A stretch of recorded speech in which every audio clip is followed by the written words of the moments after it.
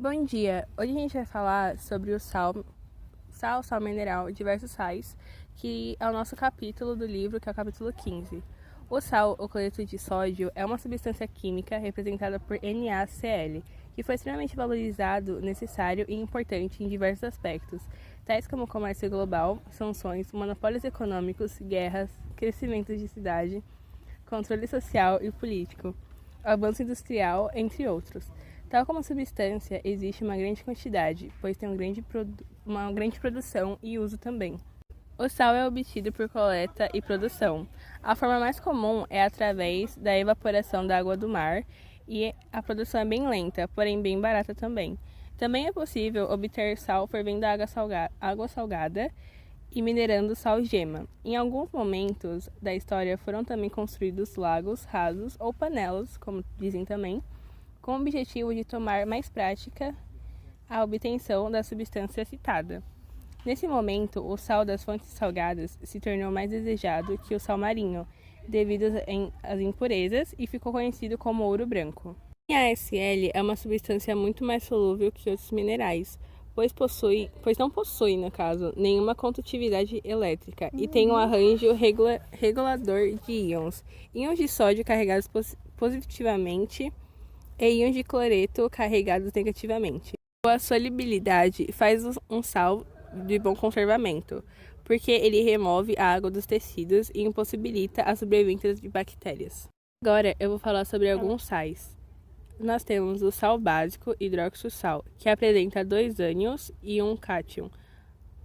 Nós também temos o sal ácido hidrogênio sal, que é formado por 2 cátions e somente um ânion. O sal neutro, como o próprio nome já diz, é um sal produzido da neutralização total de um ácido ou de uma base. Se for neutralizado, indica que não existem íons positivos ou H negativo. Sendo assim, são identificados pela ausência na fórmula dos íons H positivo e OH negativo. O sal misto é composto por 2 cátions ou 2 ânions diferentes. Agora eu vou falar um pouco sobre a história. Desde os tempos mais primários, os homens reconheceram o sal como necessário para suas dietas. Os íons do composto químico são de suma importância para a manutenção do equilíbrio eletrolítico celular, gerando parte dos impulsos elétricos que ocorrem ao longo dos neurônios. O processo também gera a bomba de sódio e potássio, estabelecida por conta da diferença em cargas dos elementos, provinda da energia dos impulsos elétricos. Desta forma, o sal se torna essencial para o funcionamento dos nervos e para o movimento circular. Ao mais, o íon cloreto é necessário para a produção do ácido hidroclórico, que compõe o suco digestivo estomacal. A faixa de sal ideal no organismo é muito estreita, uma média de 113 gramas no corpo humano, dando espaço para poucas variações.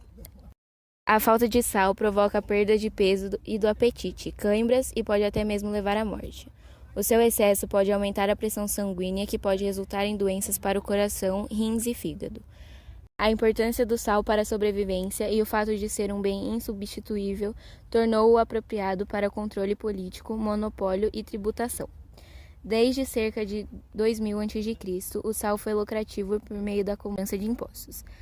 No Império Romano, por exemplo, existiam os coletores de impostos que arrecadavam impostos onde podiam, mas onde a tributação se tornou mais drástica pelo chamado gabelle, que determinava que todos, incluindo mulheres, homens e crianças com mais de 8 anos, deveriam comprar uma determinada quantidade de sal, a um preço que seria fixado pelo rei. Em algumas províncias, era pago o dobro do gabelle quando comparado a outras regiões. Algumas áreas ficavam isentas do imposto ou só pagavam uma parte dele. Nos piores períodos, a gabelle fez o sal custar mais de 20 vezes seu preço real. Havia os coletores do imposto do sal que asseguravam que as obrigações estariam sendo cumpridas sob pena e punições. Em 1790, o tributo foi abolido e cerca de 30 coletores do imposto foram executados. Mas em 1805, Napoleão reduziu o gabelle, que só foi eliminado após o fim da Segunda Guerra Mundial. Em 1825, o Reino Unido tornou-se o primeiro país a abolir o imposto sobre o sal devido à mudança de papel deste produto. A Revolução Industrial foi também uma revolução química e o sal tornou-se importante e necessário para a indústria têxtil e como matéria-prima em processos industriais. Ademais, o sal passou a ser utilizado como matéria-prima na fabricação de produtos inorgânicos, como a soda calcinada a partir do cloreto de sódio, Na2CO3. Em 1791, na França, Nicolas Leblanc desenvolveu um processo para a fabricação de carbonato de sódio, através de sal, ácido sulfúrico, carvão e calcário. Em 1860, na Bélgica, foi desenvolvido um método mais aperfeiçoado para converter cloreto de sódio em carbonato de sódio, utilizando calcário e gás amoníaco. Outro composto de sódio, a soda cáustica, é feita passando-se uma corrente elétrica por uma solução de cloreto de sódio e é essencial na extração de alumínio. Por fim, o sal é utilizado em ritos e cerimônias, simbolizando hospitalidade, sorte e protegendo contra espíritos maléficos e má sorte. Pode-se concluir que esse composto, que ao longo de toda a história foi glorificado e disputado, hoje é facilmente adquirido e considerado como banal.